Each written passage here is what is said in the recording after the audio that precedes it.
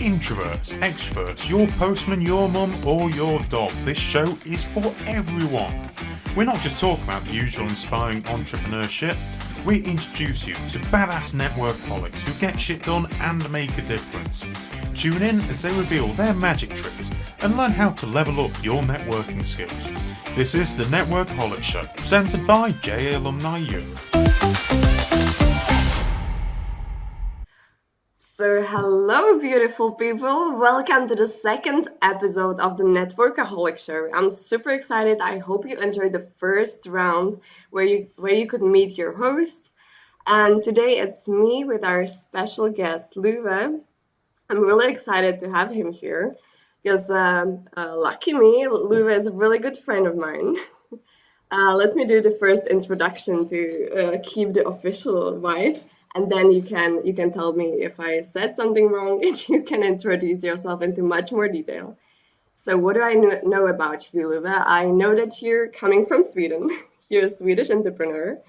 You're an event organizer. But as far as I know, you also like to travel a lot. You travel the world.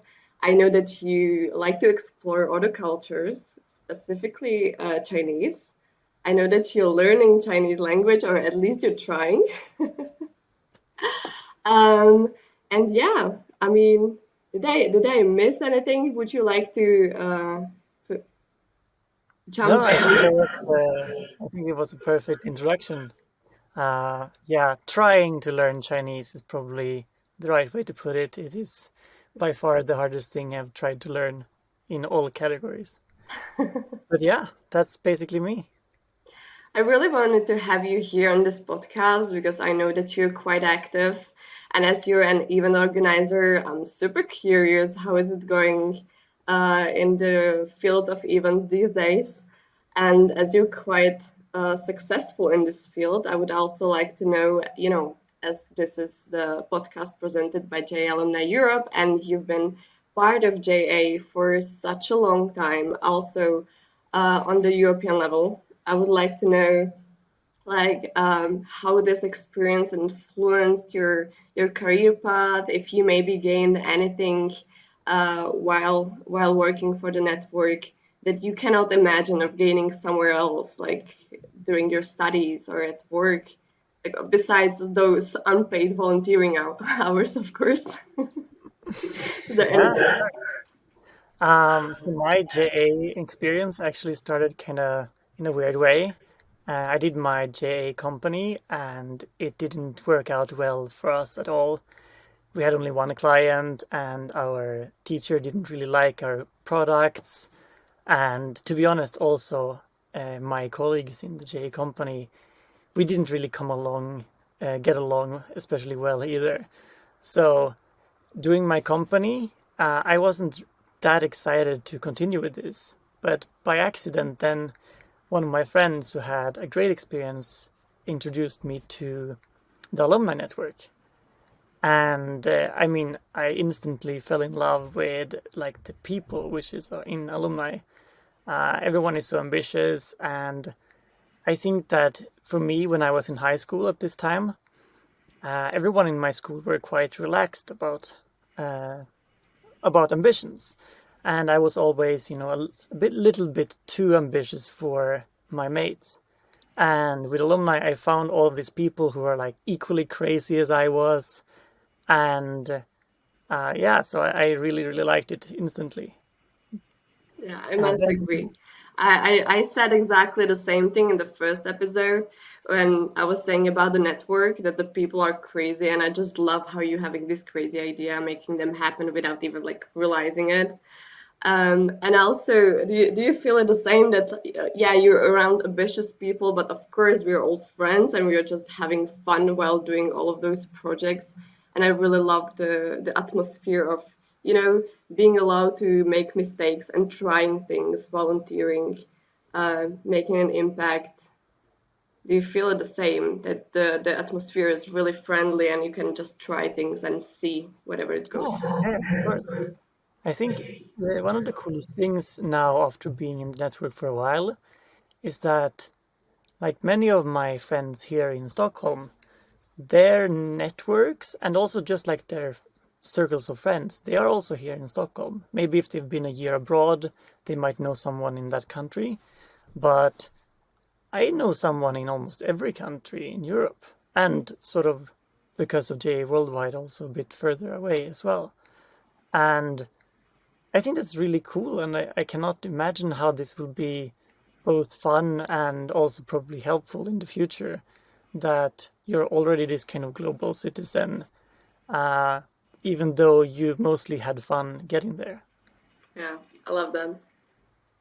Okay, so back to the events.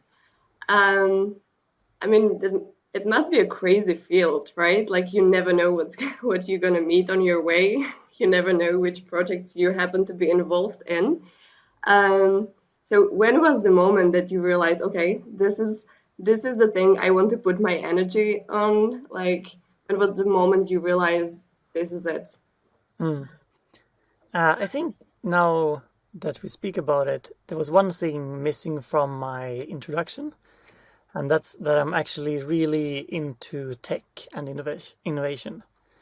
So, how sort of my entrepreneurship journey started, together with, right, apart from JA, I was also very interested in coding and making websites and sort of different things with programming, because I wanted to, explore all of these new tech things that was happening. And I also worked with that for a while, and I still am so interested in all of the new things with like AI coming up and all the other different techs. But what I realized was that I'm such a people person, and I can't just sit with a computer and talk to myself. I would go crazy. Um, and to sort of work around this, because I was in the industry of coding, but I wanted to meet more people like myself, I went to a lot of events, to different meetups and tech communities. And I realized after a while that I liked these meetups and events more than my actual job. And that sort of gave me the insight that, maybe I should try to work in this part because I enjoy it much more than my actual job. And yeah. Nice, I love that. I just remembered, as you said, you love text. I just remember when we were together with the team in Latvia, I think it was, and I have no idea what conference you were working on back then. I just remember you on the computer trying to find out how to make people pay with bitcoins, I believe.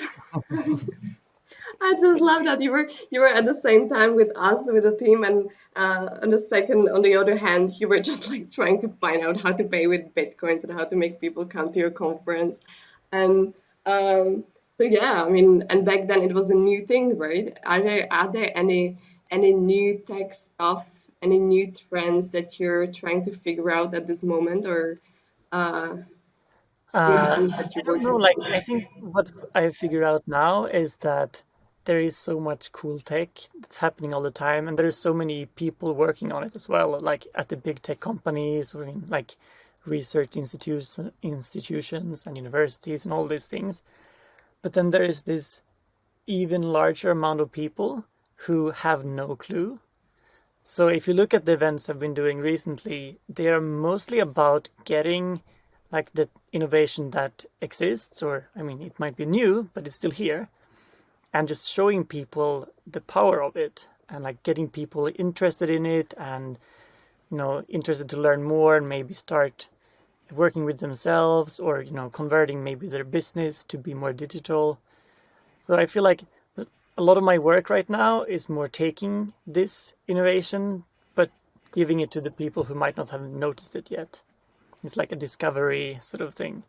I love this attitude, like going the extra mile and actually not giving people what they would expect, but like, create the event in a way that the people would be like, wow, I really need to come to my company, work, whatever, and just present it and do it this way also. I really love that. In terms of like the future of events, I mean, they've been quite tough here, right? Hmm. I believe you had some struggles, but let's look into the future, not the past. And I would like to know, like, how do you see it in terms of upcoming trends? Like people are obviously starving for events and they would love to meet again. So, do you see some trends coming our way, like maybe some like events half online, half offline? How do you see that? Yeah, I think it's a very big thing right now. Everyone is talking about these hybrid events where we're going back to the new normal and everything like this. To be honest, I'm really skeptical about that. I'm more leaning towards, people have not met each other for a year. They don't want hybrid events. They want to have like super physical events. Uh, you know, I also think that, when sort of bars and clubs open, they're going to be packed and no one's going to come and say, Yeah. let's do hybrid clubs, because obviously it doesn't work. And I think in conferences and events that I'm organizing, I think it's the same thing. Like you want to meet again and you're done with Zoom calls. But I think if you look more on the business side, actually we're going to have a lot less amounts of events in the future, because I think all of these like really big conferences that were organized before, Hmm. they had these huge budgets because they had big companies sponsoring them usually, and exhibiting, maybe having this huge booth in the middle of the event or something like this. Hmm. And these companies, they're gonna think about how much money they spend on events and how little money they spend on Zoom meetings, and think, do we really need to be at this conference? Can't we just do this digitally? And I think a lot of events that are organized, which are maybe not the biggest priority in the industry or the company or society in general, they're gonna stay digital because it's just easier Yeah, and I see. cheaper. But then the really important ones, the really big ones that we can't really live without, they're gonna go back to normal and be sort of bigger than ever and be more of a highlight each year. So Hmm. I think that's really exciting, because that means that uh, like the fun projects, the ones you want to work on, the ones that actually make an impact and you know have some kind of value, they're gonna get better and they're gonna exist and there's no threat there. But then all of the sort of kind of lame ones that you went to because it's better than just staying at work that day or something like this, Yeah, they yeah, might die out anyways, which is not really that bad. I see. I mean, so the human for the upcoming events are gonna be the let's get physical. I see. Yeah, exactly. Another trend that popped up in my mind is being global. You already mentioned being global citizen. So um, let me ask it this way: like, what was the biggest event that you ever organized? Wow. It's a bit of a hard question, I guess, because I think I measure them very differently. But one of my all-time favorites, which it's hard to beat, is that um, I actually worked with starting a conference in China, which is based on the Finnish conference Slush, if you know about it. It's like Yeah, a tech yeah, festival in Finland. And they were opening up in Shanghai. And by the time I had the interest for China, but I've never been there. And then, I mean, I also really like tech and conferences. So it was like the perfect triangle of, opportunity for me. So I don't know if I've told you this story, Katka, but I applied to work for them and they sort of said no. And I sort of just bullied them for like months, trying to that's the explain how, JA spirit. yeah, Just exactly. Trying to explain that I was like the perfect employee for them. And in the end, they never actually said yes to me. They said, um, "Who am I to say no to you when you obviously want this so much?" And I I was love like, it. "Yes, that's a win." Um, yeah. So, but then I went to China, and that conference we organized was actually I think like, was it 5,000 maybe Wow. people came to it. So that was like the biggest. But to be honest, there's a lot of people in China, so it's a small conference for them. So that's actually small. Okay. I mean, in Shanghai terms, it is. For myself personally, it's huge. I see. I see. Um, okay, and what are you working on right now? I know that you have your company, right? Am I just Mm. correct me if I'm wrong? And you have your small team of amazing people, as I I stalked you on LinkedIn. I've seen them all, and they seem to be like really crazy people to work with. So I would like to know what you guys are working on right now. Yeah. So for those who don't know, I run an event company called Mastermind, and we sort of specialize in um, all of the things I just talked about. So events that are not just another event. So we want the client or whoever hires us to have a bit of ambition with the event. So it might be that they're doing like a big launch, or they want to run a big hackathon or something like this, where they're really like putting everything on the line to make something unique. And we do this usually in the innovation sector. So previously we've done a lot of hackathons and also tech conferences. And that story from Latvia with Bitcoin and everything, that was a fun one when we organized a blockchain conference just when blockchain and Bitcoin was like the completely new thing. I think it was now 3 years ago. So we want to do this sort of a bit special conferences and events. Mhm. And right now, we are actually working on something that I think is really, really cool. We just launched a campaign that's called Dream for Earth. So it's a website where you can go in. Actually, if you're listening to this right now, you should probably go in dreamforearth.com and check it out yourself. But basically, we're inviting everyone in the world to record like this small video of themselves dreaming about the future. So it can be, about peace in the world or about innovation spreading to all parts of the world or something like this. And then we're gonna analyze this together with this famous analytics company, and from these dreams. So basically, then we know, like, as a fact, what people of the world are dreaming about, and we're gonna take those dreams and make it into a global hackathon where they compete to create the best, technical solution or like, solution to these dreams. So we're, fulfilling dreams basically. That's amazing. That literally sounds like a dream job. Yeah, it is. I love it. It's so much fun. But it's also a bit of a big undertaking, as you might understand. Yeah. So there's a lot of things to do before we're there. I just love how crazy ideas you're making happen. When people imagine the event sector, you kind of like there is someone in your head. Like all of us went to some kind of events already, some workshop conferences, sitting there listening to some speakers. And with you, it's just it's so colorful, and I just love that you're really picking the crazy ideas, the interesting topics.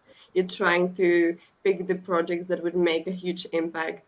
And so I want to ask on the other side, I don't want to get you into uncomfortable position when you would have to say like these guys are shitty, I don't want to work for them. But I would like to ask you anyway, like, uh, are there some criterias while picking projects that you want to work on? Like, how do you decide that this project is really something I want? Are you going with your gut, or are you discussing with your team and you'll see? What's the process of picking the project?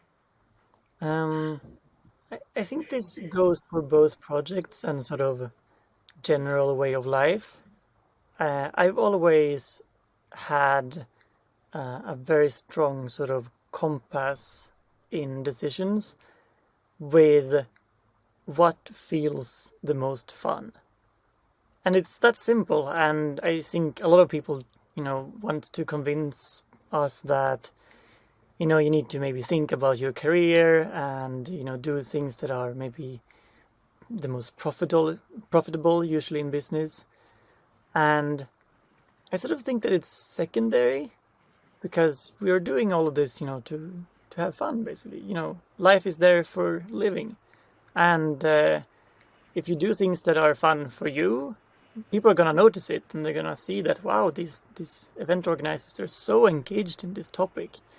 And the events are also going to be fun in my case. And if the attendees have a great time, that's basically a successful event. This, of course, is harder to apply to some areas. I mean, if you work with something that's very data-driven, then you can't just choose the data that's the most fun. I mean, of course. But I think that, it's nice to work in an area where your incentives are aligned with what brings you joy. So for me, it's always been, is this going to be fun? Is this going to be actually interesting or developing for myself? Is it going to be exciting, or are the clients ambitious, or all of these different things that you can ask. Mm-hmm. But if you don't focus on them, you're not gonna have a great time, and it's gonna get noticed by your customers. I absolutely agree, and that was a really beautiful answer. Thank you for that. Okay, so we already discussed a lot. Thank you so much for sharing all of this. And my favorite ending, as this show is called the Networkaholic Show, of course I have to ask you that. You already said a lot about people, that you really like to work with people. So do you maybe have some networking tips for our listeners? Yeah, of course. This wouldn't be the Networkaholic Show otherwise, would it? I think for me, networking is so much about having a genuine curiosity for the other person. So I don't really see it as networking, because networking for me means, you're basically trying to meet people just to grow your network. But if these people are actually interesting to you, then they are gonna notice that. So if you're coming there with, set questions or whatever you do, if you send them the same email to every person you're reaching out to, it's never gonna be the same thing as someone reaching out to you being like, hey, I saw you online, or, wherever you saw them, and I thought this was really interesting. Can I ask you more about it? And people notice if it's actually genuine. So I think it's, quality over quantity, or don't network for the sake of networking. If you actually find someone that you genuinely would want to have a coffee with, ask them questions, write to them and explain that. And I think usually it works because they notice that you're for real. Mm-hmm. Yeah, I love that. And I love that the networking tips, even the ones that we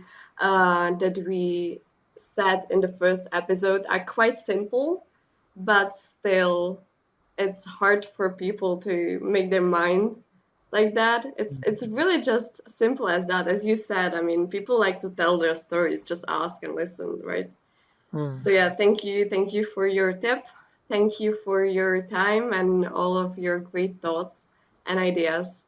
And to our listeners, please follow us on all the platforms. You can listen to us on Spotify, iTunes, Google Podcasts. And of course, as I'm the communications manager of JL Alumni Europe, I also want to make you to follow us on Instagram, Facebook, and all the other pages. So I'm going to hunt you in your dreams, and leave it and going to analyze that. Thank you so much, and see you in the next episode. Bye-bye.